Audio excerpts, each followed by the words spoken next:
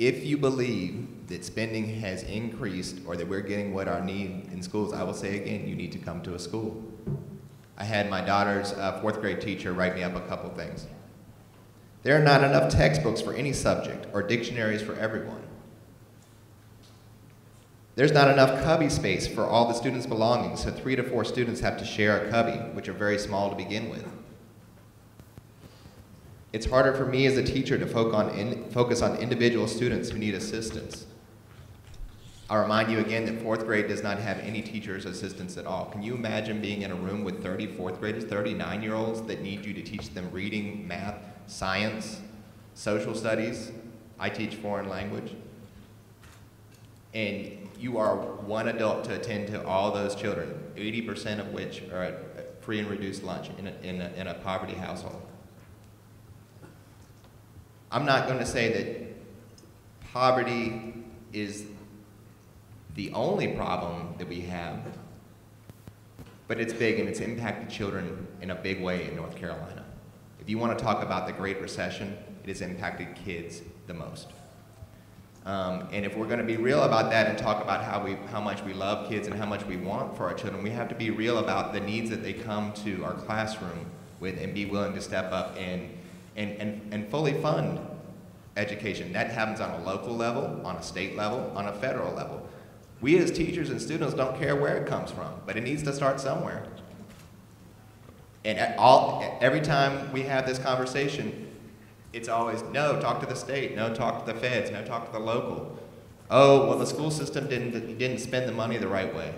Oh, there's so much fat that needs to be trimmed out of the budget. That's baloney. Do you believe that there were better ways or better alternative funding sources to increase school funds? But no, I think poverty is, it's hard to talk about anything related to education and not address the issue of poverty, as Mr. Green has pointed out, and that's a very great point. How we address the issue of poverty and education is a whole different matter. The statistics I gave earlier about per pupil funding, while the achievement gap for economically disadvantaged children has increased, the achievement gap for them has increased, those are real numbers from the Department of Public Instruction. So I'm going to challenge the assumption that increased education funding will in fact help low-income student performance. But I think it's a really good point that sales taxes they're a regressive tax. Everybody generally, one adult generally eats the same amount of groceries as another adult, whether they're poor or rich. And so the sales tax burden actually is larger on low-income families. And so I'm not sure that this was the best way to help alleviate poverty and education.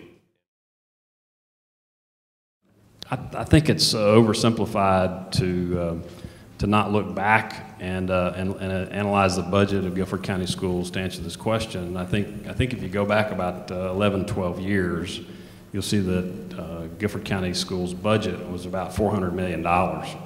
The budget that was just recently passed by the Board of Education is almost $700 million. And granted, there has been an increase in students, about 65,000 then, and as Superintendent Green alluded to now, about 76,000 now. But if you look at that, the consistency of increasing budgets year over year in terms of spending to address the needs of our children, teachers, and facilities, certainly been an increase, no question about that. If you go back to that time frame about 2003 and 2004, this is a significant issue that nobody really wants to address all that often, and that is our debt service levels in Guilford County Schools is about $26 million specifically associated with Guilford County Schools.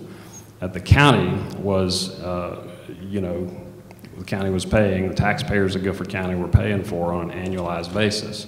Since then, we've continued, we had a couple more bond referendums, 2000 and then 2003 and again in 2008. And so we have issued bonds that have put us in a position specific to Guilford County Schools that it costs about $65 million a year currently, with about another $10 to $12 million on the horizon. And that is a significant commitment by the citizens of Guilford County, the Board of County Commissioners, that you have to factor in. There's no way you can sidestep that. You have to factor in our debt service obligations. Look, I hate to sound like a broken record, and as I listen to the debate tonight, my biggest concern is whether or not the money is getting where it needs to go. And again, we have increased education funding at the state level. I have a graph here in front of me, and this came from the Department of Revenue. It's increased steadily the last 4 budget cycles, and again, that's a 3% increase adjusted for inflation and enrollment. So what I want to do after tonight is get in touch with staff at the General Assembly, get in touch with staff at local school system, and make sure that Guilford County is getting what it's supposed to get from the state. And again, we've got to work together moving forward. As I said earlier, it's not a partisan issue. I want to try to get the funding to the right place, and I think we need to direct more funds to the classroom. If we can find any ways to redirect funding away from administration to the classroom, to the textbooks, and also, for the record, I'm a product of the Guilford County school system. I went to Moorhead, I went to Kaiser, I went to Grimsley, and I recall very vividly when I was in, I think the year was 1998, I remember having a 1994 history book, that several people had had before me, and it was getting ragged, and so this is nothing new. This is something we're working through together. And another thing that I'll point out too is I believe we might at some point try to shift to tablets, to technology. I visited a classroom recently, and the students were reading on tablets. I can't remember what grade it was. It may have been first or second grade, but they were flipping through pages on the tablet as if it was a book, and in real time the teacher was able to keep up with how the students were scoring, and I just think that's fascinating. So, again, we have to work together to try to increase the funding, and as I said before, I'll say it one more time, maybe again later on tonight, is I think we've got to agree that we all care deeply about public education. It's vitally important. It's just a question of what is the best way to generate revenue long-term that's steady and reliable to support our education system. Perhaps the solution to our school funding issue is through economic development and job growth. Do you agree with that assertion, and why or why not? Well, everyone wants to see the economy grow and that more people have jobs. That's the best thing that could happen. But as we're seeing, this is an exceptionally slow recovery, probably the slowest we've ever seen. So are you expecting us to wait for proper funding until the economy grows and everyone gets a job and everyone's paying more taxes? We can't do that. The kids in our school system can't wait for that to happen.